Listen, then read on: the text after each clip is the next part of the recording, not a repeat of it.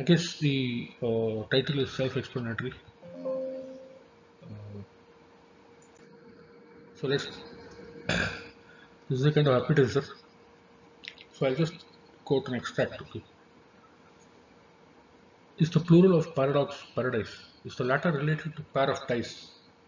Themes which you deeply analyze, meaning's emergence in the quest of finding man's essence and making sense of our attempts at making sense of all enveloping phenomena, seeing the ordinary, the phenomenal, and finding patterns within the phenomenal by comparing them with the general, distillation of the invariant essence from the dynamical stream of life, the order lurking in the chaotic strife.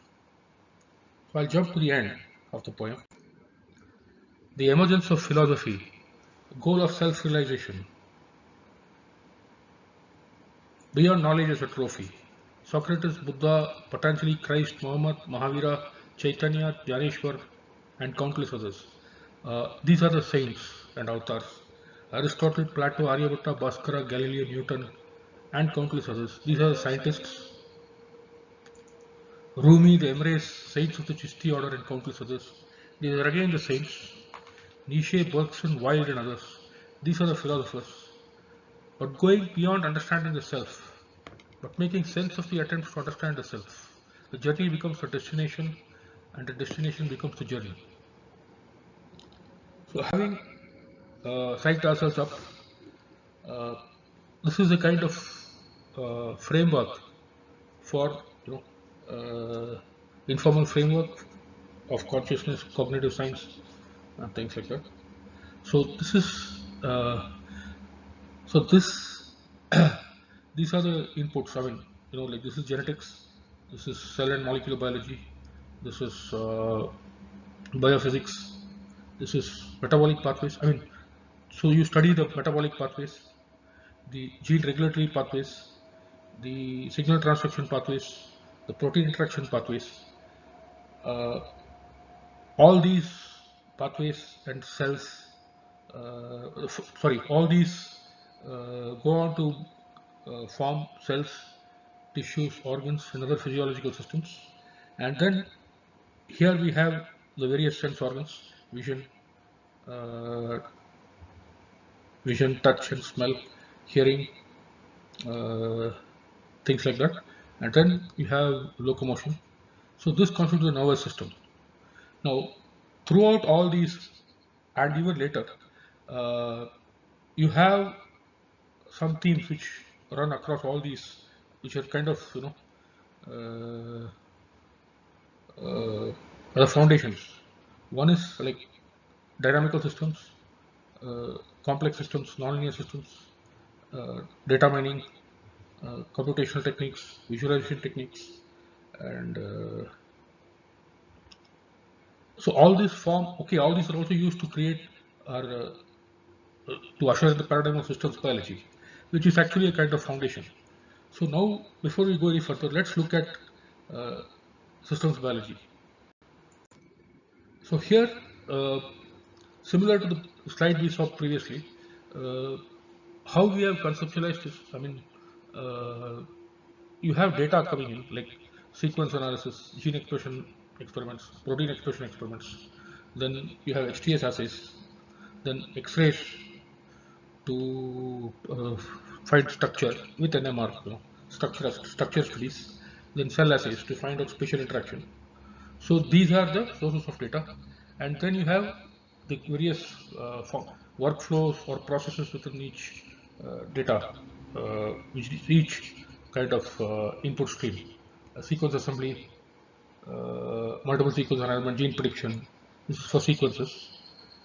Structure prediction from sequence, homology, motif analysis. And here we have image analysis, pre-processing, differential analysis, analysis of differentially expressed genes, experiment clustering, gene clustering. Okay. So similarly, you have for protein also. So for HTS assays, you have QSAR models. Then quantitative structure activity related. So you have intermediate tasks. Okay. These are finding out like core-regulated genes, things like that. I have chosen to focus on one higher level task is lead optimization. See, these are the kind of reconstructing networks.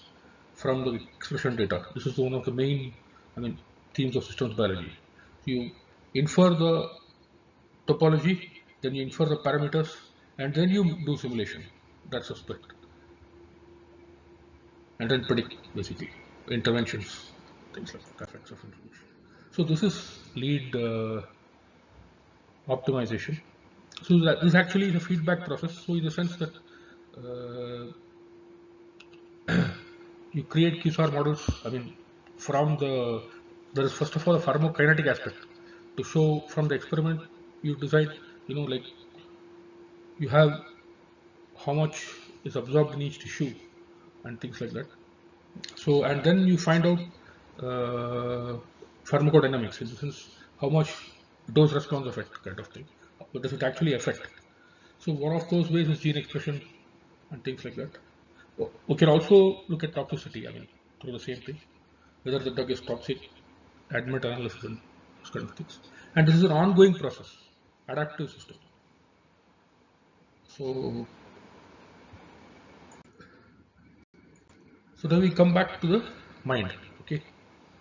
So, so we have seen that there's a nervous system, there's a brain. So here you have the things related to emergence of the eye. Okay. This is where you have the, and the same again, the common techniques are still there still. And here you have the eye emerging, sight, volition, agency, concept of agency, emergence of agency. Then you have I turns to be, you have a collective belief systems, you know, and formal and belief system, formal and informal belief systems at various levels, memes and stuff like that. Okay. So one important aspect is we have collective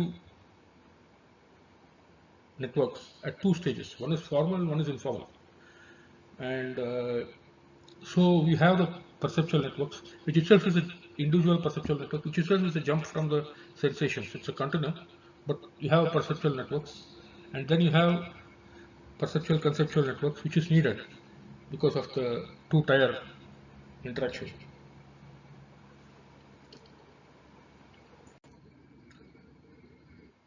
And this is a kind of how the various more details on how the various individuals and this kind of the through the interaction of the individual networks, you have various common themes, winning ideas and stuff like that, stars. Okay. So we are seeing there is feeling, sensations, perceptions. So there is a continuum. So there is a two-way maps. Formalization of the sensations to perceptions to concepts, and the reverse direction. And the other one is other dimension is moving from the personal to the collective. Okay. So one could say that one could either move like this from individual to collective, or this way from top to bottom, that is perceptions to formalization, or reverse. So if we go either we go this way or we go this way, it should commute. It should be the same. I mean, oh, that's the idea. That's mathematically called commuting. So it cannot exactly work like that, but the idea is that to be coherent. So in a sense, each individual's network is lies in the collective, can be located in the collective network, which itself is a made up of which itself arises out of the interaction of the individual perceptual networks. Okay, so one can say that the individual perceptual network affects the overall network, which is a kind of envelope. Like a reference genome, and it's also affected by that.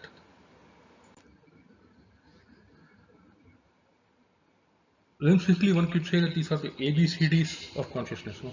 Analogies, beliefs, and conceptual or other perceptual conceptual differential equations. Okay, like you have solitons, and then they become like uh,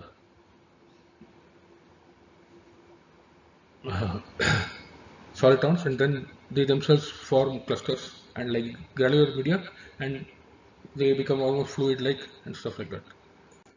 So we have seen that quantum mechanics shows particles have wave properties.